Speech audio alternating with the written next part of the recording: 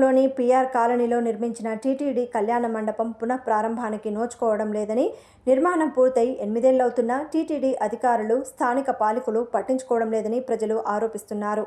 వివాహ శుభకార్యాలు చేసుకునే వారి నుంచి నామమాత్రపు ఫీజులు వసూలు చేస్తూ సాంప్రదాయాలను నూతన తరాలకు తెలియజేసేందుకు కళ్యాణ మండపాలు నిర్మిస్తున్నారని, ఇందులో భాగంగా గిద్దలూరు పట్టణంలోని పిఆర్ కాలనీలోని కోర్టు భవనం పక్కనే ఉన్న సువిశాల ప్రదేశంలో టీటీడీ కళ్యాణ మండపాన్ని దాదాపు 60 లక్షల రూపాయలు వెచ్చించి నిర్మించారు.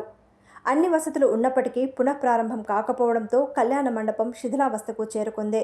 కొందరు ప్రైవేటు కళ్యాణ మండపాల నిర్వాహకులు అడ్డుకుంటున్నారని, టీటీడీ మండపం నిర్వహణ టెండర్ దక్కించుకొని అక్కడ వివాహాలు కాకుండా చేస్తున్నారని ఆరోపణలు వినిపిస్తున్నాయి.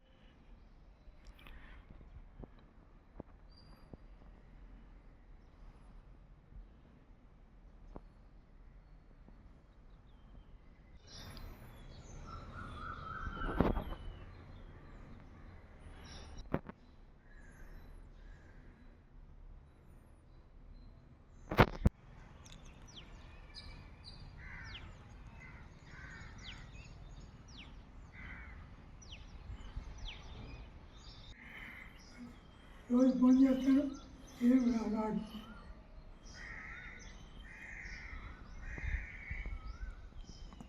ఇక్కడ 12 సంవత్సరాల నుంచి ఇక్కడే ఉంటున్నాను. ఊరికి ఆరోగ్యం బాగాలేదు. 2-3 సార్లు వాచ్మెన్కి ఫోన్ చేస్తే ఆయన ఫోన్ ఎత్తటం లేదు, రావటం లేదు. ఇక ఆయన జీతం ఆయన జీతంలోనే ఉంది, నా జీతం. నువ్వు అతని కింద పని చేస్తావా? అతని కింద పని చేస్తున్నా. నువ్వు గవర్నమెంట్ తరఫున కాదు? కాదు. అతను నీకు నెలకు ఎంత ఇస్తుంటాడు? ఆయన 6,000 7,000 ఇస్తాడు. ఎన్ని రోజుల నుంచి ఫోన్ ఎత్తడం లేదు నేను? దగ్గర 2 నెలలు సార్. 2 నెలల నుంచి రావడం లేదు కూడా? లేదు. ఊరికి ఎందుకు వెళ్ళాం సార్? ఇంత దగ్గర రాలేదని నిలబడి ఉంటాడు. అది ఇక్కడ నేను ఊరికి వెళ్ళిపోతే ఇక్కడ ఏమైనా ప్రమాదం జరుగుతుందని బాధతో ఉన్నాను. కళ్యాణ మండపం గిద్దలూరు.